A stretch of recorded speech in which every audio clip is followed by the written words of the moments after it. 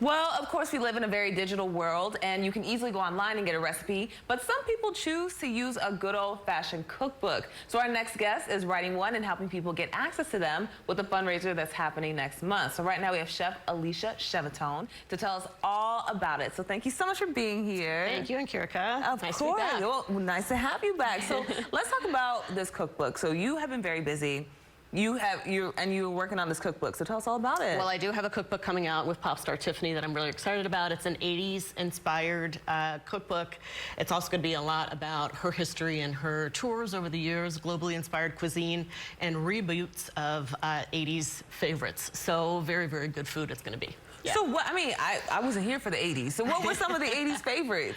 Well, if you remember French bread pizza, barbecue chicken pizza, there was like a whole bunch of different, handheld treats like Hot Pockets and different sorts of things. So we actually have recipes to be able to make some of those great foods that we often had after school, for example, going out to our favorite restaurants and just showing people how to be able to make those at home. Wonderful. What inspired this? Why did you, because the 80s is a very specific time zone to be, making a cookbook after. Yeah, well, Tiffany actually just turned 54 yesterday. I turned 54 in May, and so we were both born in 1971, and we grew up in the 80s. So it was just really sort of a natural thing for us. That was when Tiffany, had a lot of success in her career, and so we just are very nostalgic about the food from that time. Wonderful. I love that. So in the time that you've been busy, you've also founded a nonprofit. Yes, I did. Yes, as a cookbook author, I thought that it would be a really, really good idea to be able to make culinary content more accessible to underserved communities in particular.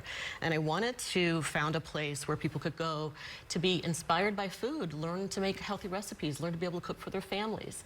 And so that turned into Nice Nice Bite, which is a registered 501c3, and it is America's first nonprofit multi-branch self-service cookbook library in America. So yeah, we call it Nice Nice Bite. Wonderful. And what kind of cookbooks can you get from there? So each branch is expertly curated by Dr. Nicole Beer, who is our chief librarian, and she is our executive director. And so, for example, for Bodo Collective, which is a Nigerian nonprofit in West Las Vegas, we are going to be featuring cookbook authors from that part of the world, so that the children and the different people that take advantage of that urban farm and go there to learn about sustainability can actually learn about the culture from that particular part of the world. So each location's a little bit different. Love that. All right, so you actually have a fundraiser with the Mom Museum coming up next month. Yes, it's going to be on November 5th, and tickets are available on Eventbrite. We're calling it The Other Side of the Family.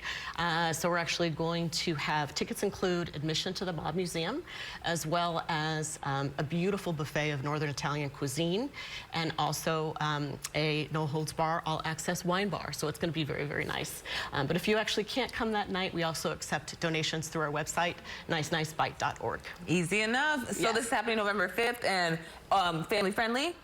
Actually 21 and over. 21, okay, Steve, glad I asked. Yeah. 21 and over, okay, cool. So people can go on Eventbrite to get that November 5th. Anything else? No, we are just very excited for the community support, and thank you so much. Thank you to our sponsors as well. Absolutely. Well, thank you, Alicia. We appreciate your time. Yeah. And again, you can go on Eventbrite to get those tickets. The event is November 5th. Help support the great work that she's been doing.